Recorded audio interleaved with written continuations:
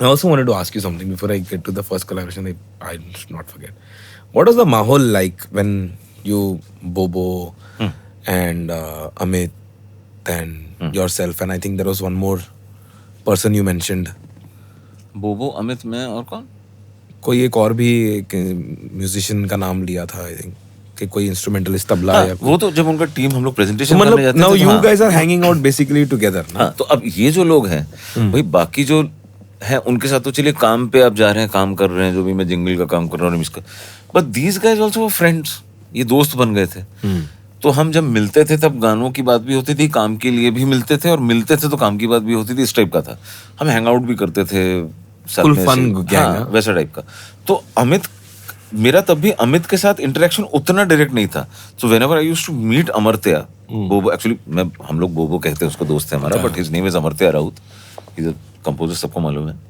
तो मैं मिलता था बोबो को, Amit either he is in the studio या अमित आ रहा है, तो अमित से इज वेरी फ्रेंडली अमित, और वी यूज्ड टू, हम लोग we used to love each other. मिलते से बड़ा मजा, अरे डिम्पू कैसा है, अरे अमित बड़े दिनों बाद, बहुत दिनों से तुझे मिस कर रहा था, ऐसा वैसा हुआ. बट बोबो was the main guy connecting us. Amit से जो वन ऑन वन मेरी दोस्ती हुई वो थोड़ी और बाद में शुरू हुई. Okay. He was like a common friend with whom we hang out. कि हम वो ऑक्टिवियस में रिकॉर्डिंग कर रहे हैं, अमित प्रोग्रामिंग कर रहा है, हो गया, हमारी रिकॉर्डिंग खत्म हो गई, फिर वहां से हम जा रहे हैं कहीं बियर पीने जा रहे हैं, ड्राइव पे जा रहे हैं, ये सब होता था. तो वैसी दोस्ती थी. उसके साथ कोलैबोरेशन वाली दोस्ती बहुत बाद में शुरू हुई मेरी अमित के साथ. बोबो के साथ पहले हुई because I used to write for his presentation and scratches and all.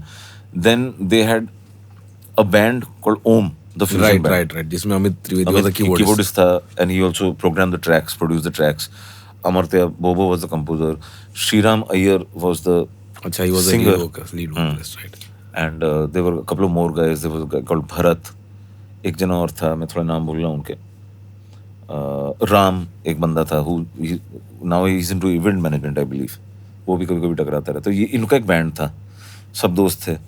And बोबो को मालूम था कि डिम्पू लिखता है, and he used to blindly trust my writing कि तू लिख देगा, हो जाएगा. तो when they did that album, they were like कि भाई ये गाने हैं, हम लोग को एक एल्बम डील मिल रहा है, तुझे करना है. मैंने कहा एल्बम में लिखना है, तो वो एल्बम में लिखना मैं जतिंदा के साथ भी कर रहा था.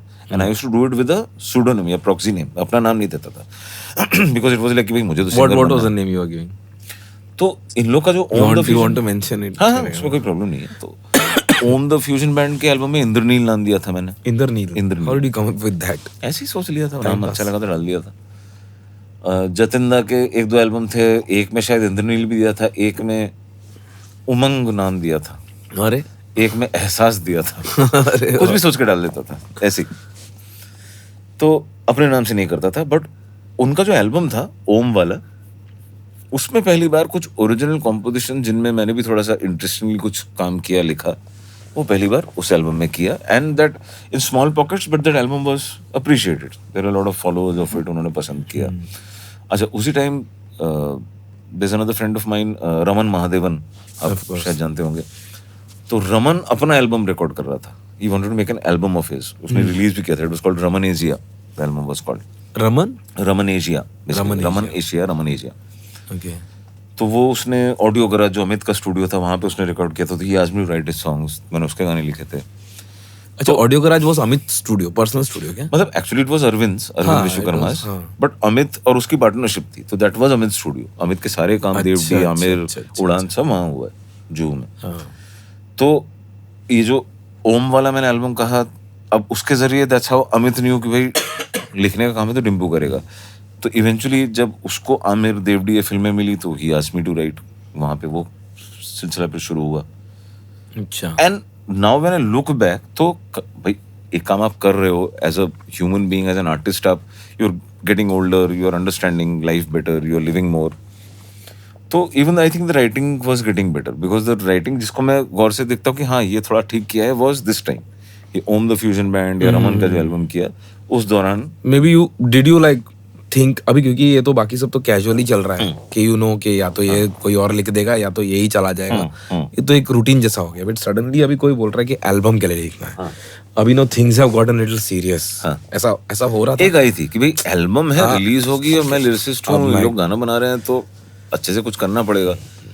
इन्होंने मेलोडीज दी, अच्छी लग रही हैं, फ्यूजन टाइप की अच्छी मेलोडीज.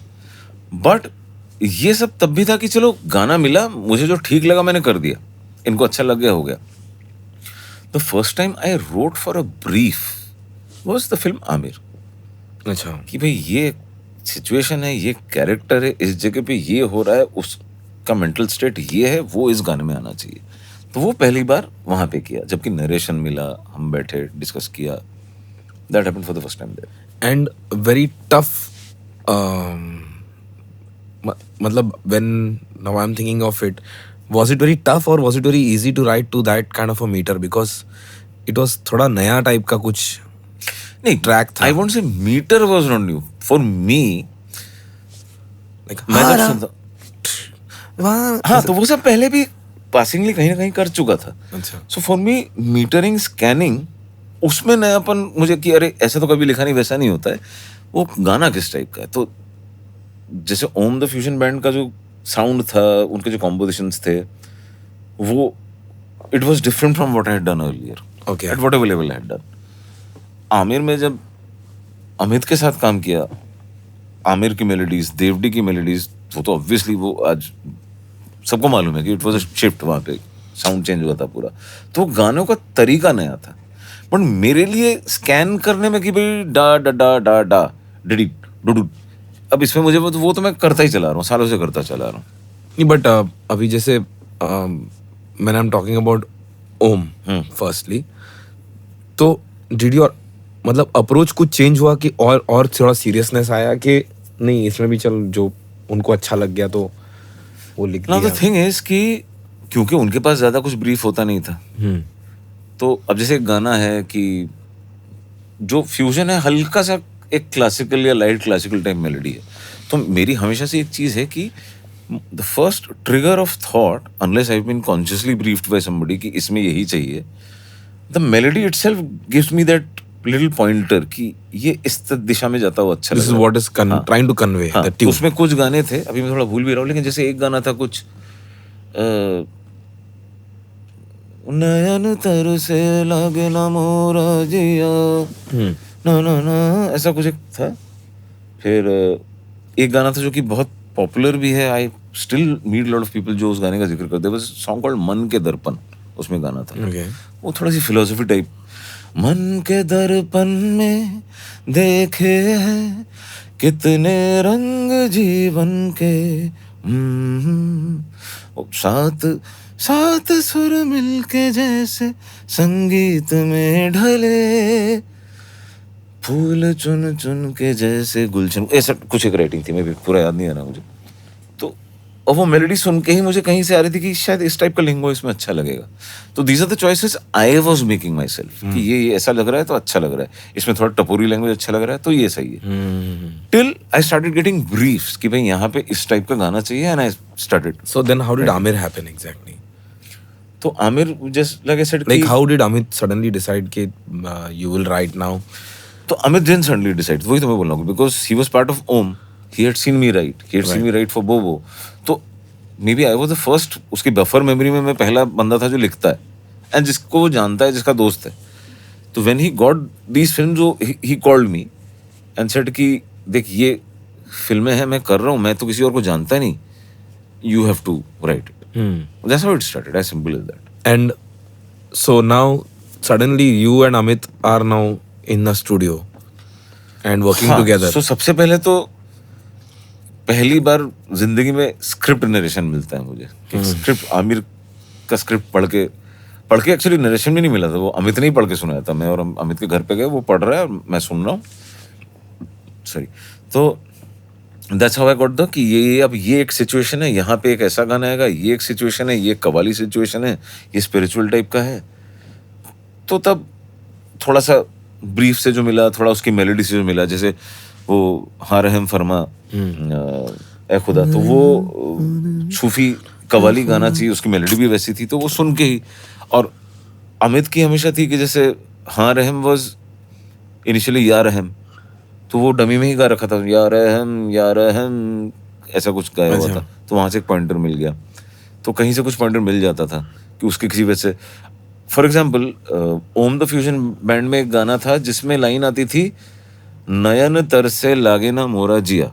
अब वो शायद अमित के दिमाग में कहीं रह गया होगा, तो देवटी में मैंने was composing he wrote नयन तर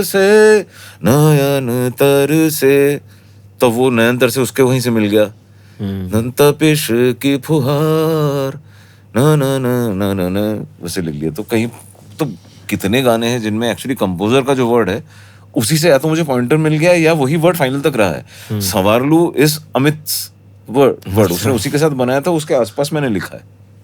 So you take that as a thought also and you take the words if it also. Works as a thought, उससे थॉट बन रहा है तो उसको इस्तेमाल कर लिया। वो भी कई बार होता है, कई बार चेंज करता हूँ।